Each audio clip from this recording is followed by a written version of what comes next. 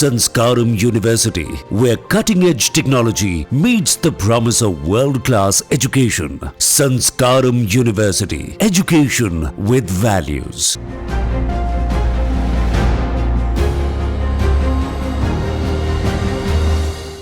नमस्कार, between the lines with Neeru Ranjan में आपका स्वागत है।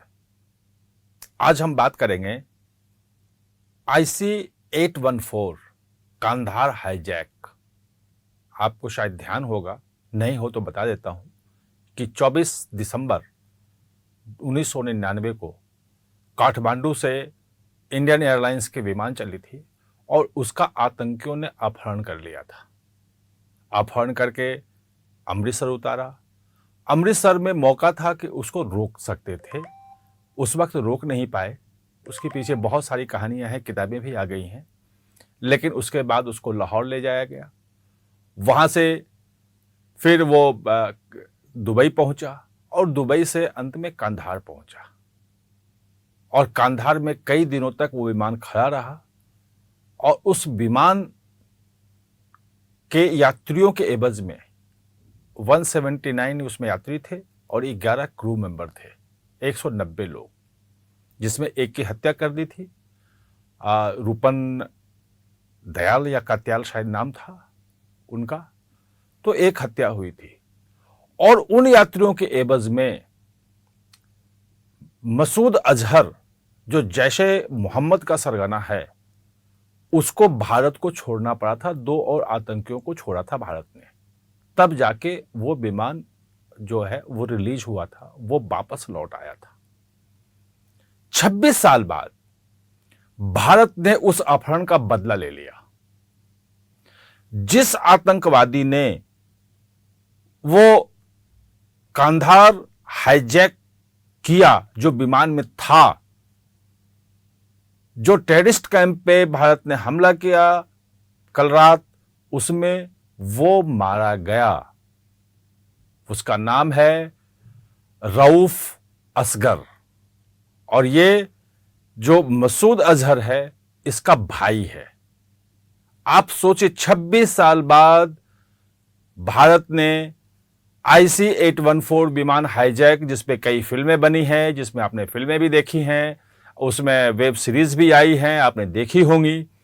तो जो चीफ है उसका, जो विमान अपहरण में जो अंदर होता है, उसका बदला भारत ने 26 साल बाद लिया। और बहावलपुर, जो जैसे मोहम्मद का जो हेडक्वार्टर है, वहां पे जो मिसाइल दागे गए, उसमें मारा गया। वो कितना खतरनाक था उस वक्त का समय, आप सोच नहीं सकते हैं। जो 7-8 दिन का समय था, 31 दिसंबर को विमान वो रिलीज हुआ था। और अभी जो NSA हैं, अजीत डोभाल, वो उस वक्त कांधार में थे नेगोशिएट करने में, और वो तालिबान का शासन था, वहां नेगोशिएट कर रहे थे कि इस विमान को छोड़ दिया जाए। और क्या क्या हुआ वो डिटेल लिखा है। एस दुल्लत उस वक्त रॉ के चीफ थे, उन्होंने अपनी किताब लिखी है, 2-3 किताबें उनकी आई हैं, उसमें उसका जिक्र किया कि कैसे जिन यात्रियों के परिजन थे, जिनका अपहरण हुआ था, विमान में थे, वो दिल्ली में प्रदर्शन कर रहे थे कि किसी तरह से हमारे लोगों को बचा के लाओ, जिंदा लाओ। और भारत सरकार जो है बिल्कुल एकदम बेबस हो गई थी, क्योंकि तालिबान जो था वो कुछ भी मानने को तैयार नहीं था और वो कह रहा था कि भाई जो इनकी डिमांड है वो पूरी करो, और जब पूरी डिमांड होगी तभी छोड़ा जाएगा।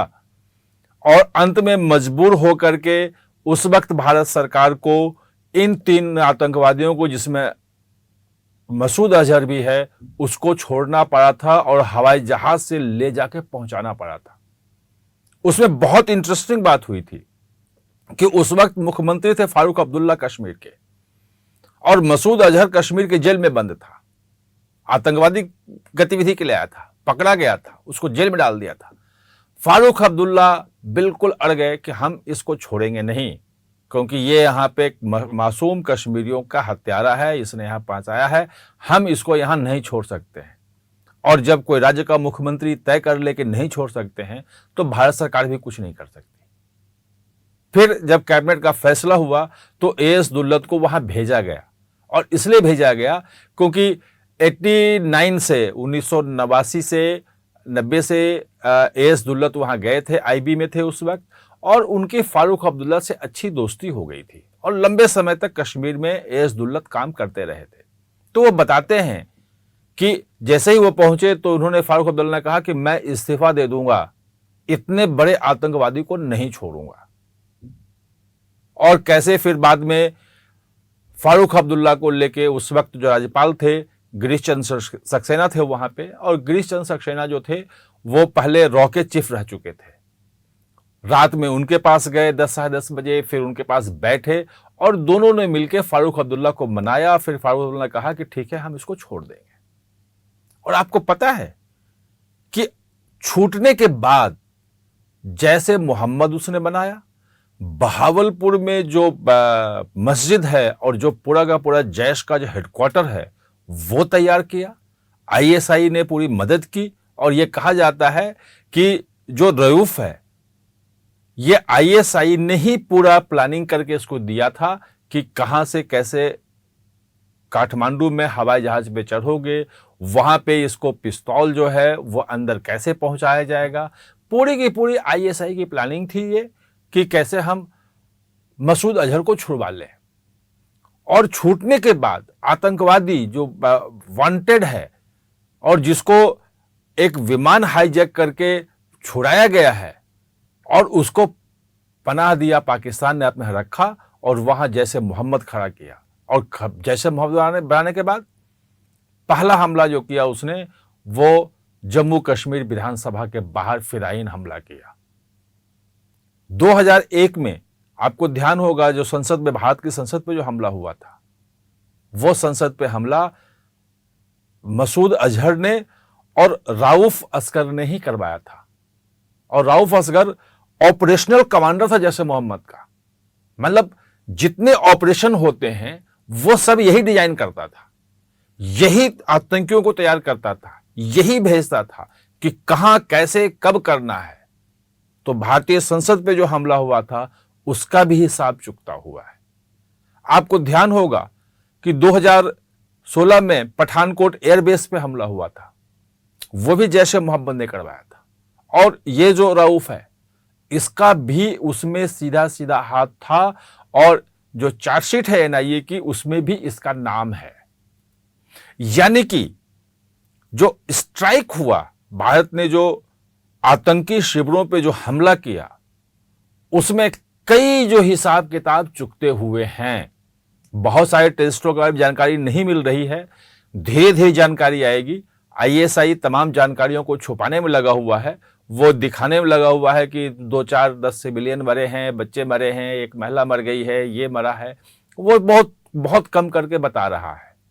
लेकिन जो कल मसूद अजहर रो रहा था और उसने जो कहा कि हमारे परिवार के 14 लोग मारे गए हैं, उसने नाम नहीं लिया था, लेकिन उस नाम में उसका भाई, उसके आतंकी संगठन का जो सबसे खौफनाक संगठन है, जो फिदाइन अटैक के लिए, आत्मघाती जो हमले होते हैं, फिदाइन अटैक जैश मोहम्मद का बिल्कुल एकदम सिग्नेचर है कि उसके पास फिदाइन करने वाले लोग की भीड़ लगी है, मतलब बहुत सारे लोग हैं, फिदाइन कहीं भी कुछ भी कर सकता है।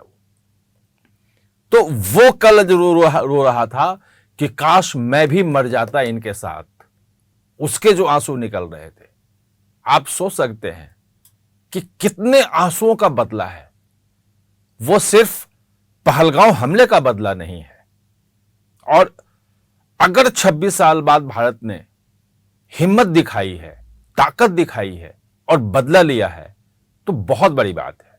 यह बदले हुए भारत की चीज है कि हम 26 साल बाद भी अगर कोई आतंकवादी है जिसने भारत पे नुकसान पहुंचाया है, भारत की तरफ नजर उठा के दिखाई है, भारत के लोकतंत्र के मंदिर पे हमला करने की कोशिश की है, भारत की संप्रभुता को, भारत की ताकत को चुनौती देने की कोशिश की है, तो 26 साल बाद भी उसे हम मार गिराएंगे। और किसी भी आतंकवादी कितना भी बड़ा हो, अब पाकिस्तान का कोई भी हिस्सा, कोई भी इलाका उसके लिए सुरक्षित पनाहगाह नहीं है।